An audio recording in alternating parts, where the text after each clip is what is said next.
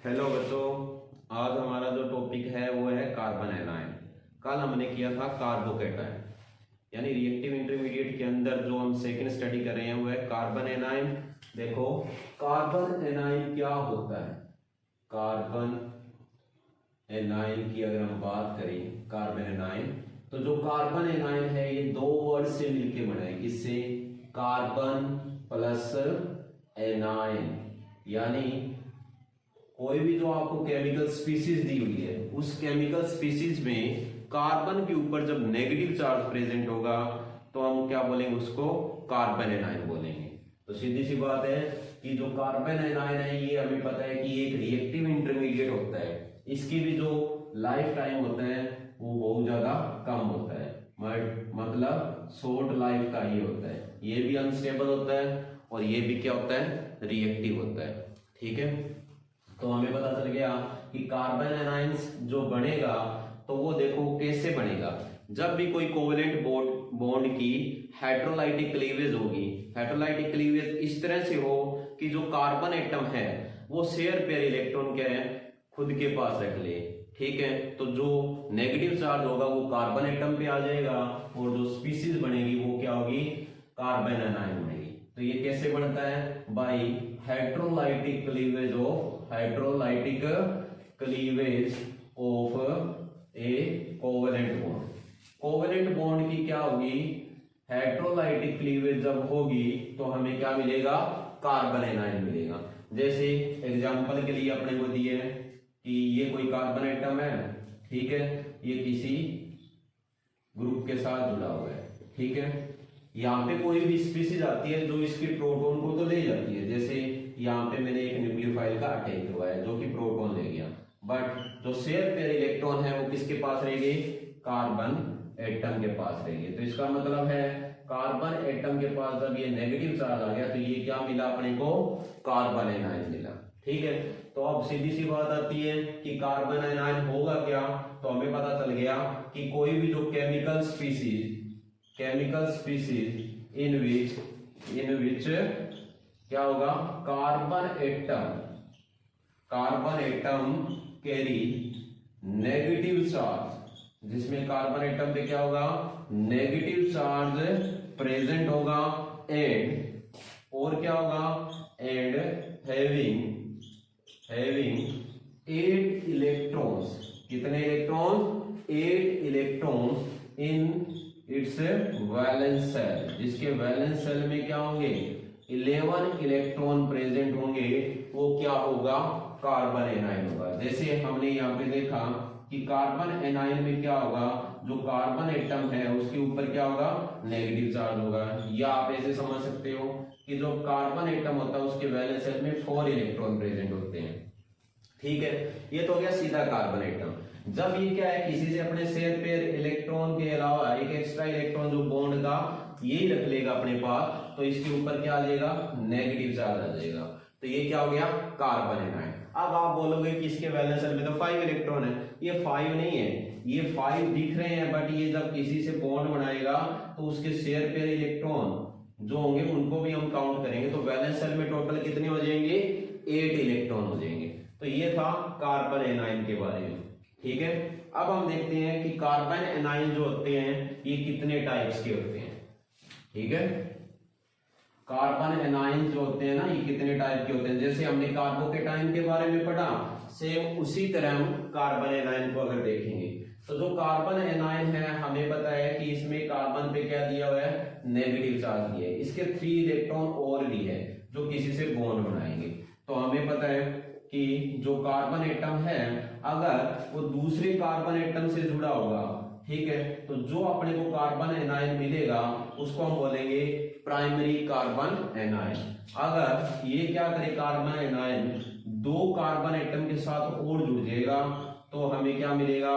Secondary carbon anion. मतलब जो carbon anion में कार्बन पे नेगेटिव चार्ज है वो कार्बन अगर 2 कार्बन एटम से जुड़ा है तो उसको हम क्या बोलेंगे? Secondary carbon anion. इसी तरह अगर हम देखें तो इस कार्बन एनायन में जो तीनों के तीनों इसके इलेक्ट्रॉन हैं वो इसने किसके साथ शेयर किए हैं? कार्बन एटम के साथ। तो जो अपने को कार्बन एनायन मिलेगा वो क्या होगा, टर्सरी कार्बन एनायन होगा।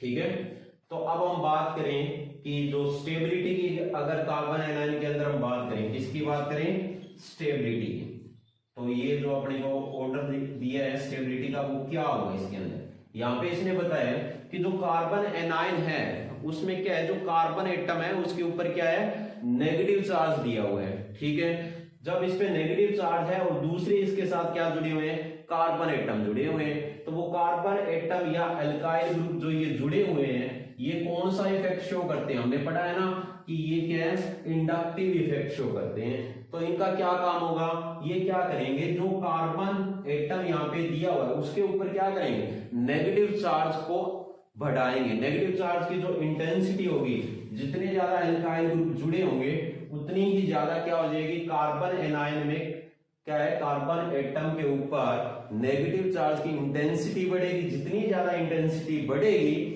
उतनी ही ज्यादा जो कार्बन एनायन की जो स्टेबिलिटी है वो क्या हो जाएगी, डिक्रीज हो जाएगी। तो इसका मतलब जितने ज्यादा अल्काइल ग्रुप जुड़े होंगे वो कार्बन एनायन क्या होगा, लेस स्टेबल होगा। क्या होगा, लेस स्टेबल होगा। तो इसका जो स्टेबिलिटी ऑर्डर है वो अपने को इस तरह देखने को मिलेगा। जो primary carbocation primary carbon anion जो अपने को दिए वो सबसे ज्यादा स्टेबल होगा, उसके बाद सेकेंडरी और उसके बाद टर्सरी। ये है अपने पास है स्टेबिलिटी ऑर्डर, यानी सबसे पहले प्राइमरी, फिर सेकेंडरी और फिर जो अपने को दिया है वो है टर्सरी कार्बन एनायन। इसके बाद हम बात करते हैं रिएक्टिविटी की। रिएक्टिविटी की, ठीक है, तो रिएक्टिविटी के अंदर अगर हम देखें तो रिएक्टिविटी में हमें पता है कि जो स्टेबल कम होगा वो सबसे ज्यादा रिएक्टिव होगा।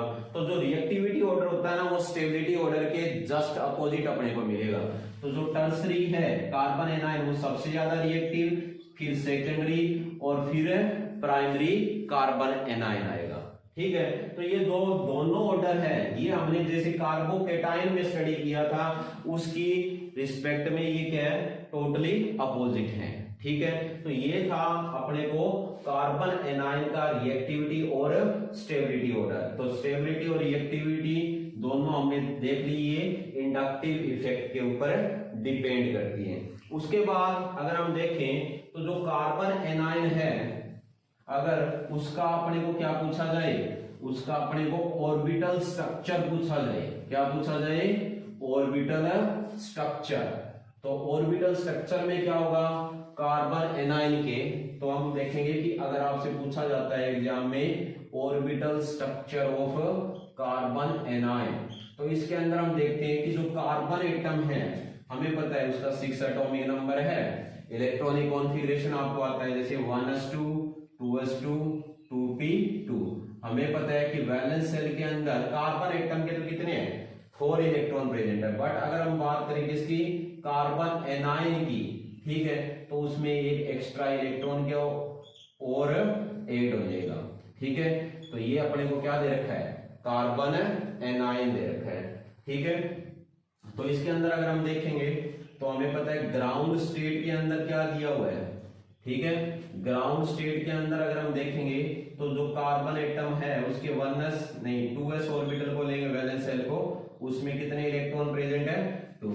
उसके बाद कौन सा आता है, 2p ऑर्बिटल आता है। कौन सा ऑर्बिटल आता है, 2p।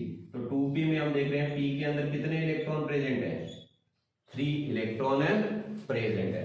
तो अगर हम देखें तो इसका हाइब्रिडाइजेशन क्या होगा भाई, हमें पता है कि ये हर कार्बन एनायन जो होता है वो क्या करता है, 3 बॉन्ड बना रहा है। तो इसका मतलब 3 सिग्मा बॉन्ड जो बनाएगा, तो सिग्मा बॉन्ड तो ओनली क्या बनाते हैं, सिग्मा बॉन्ड ओनली वही ऑर्बिटल बनाते हैं जो कि हाइब्रिडाइज ऑर्बिटल होते हैं। तो हमें पता है ये 3 हाफ फिल्ड ऑर्बिटल है, ये क्या करेंगे हाइब्रिडाइजेशन में, और एक ये जो फुल फिल है ये भी हाइब्रिडाइजेशन में पार्टिसिपेट करेगा। तो 3 सिग्मा बॉन्ड बनाने हैं तो 3 है हाफ फिल्ड ऑर्बिटल चाहिए। तो इसका हाइब्रिडाइजेशन जो आएगा वो आएगा sp3 हाइब्रिडाइजेशन।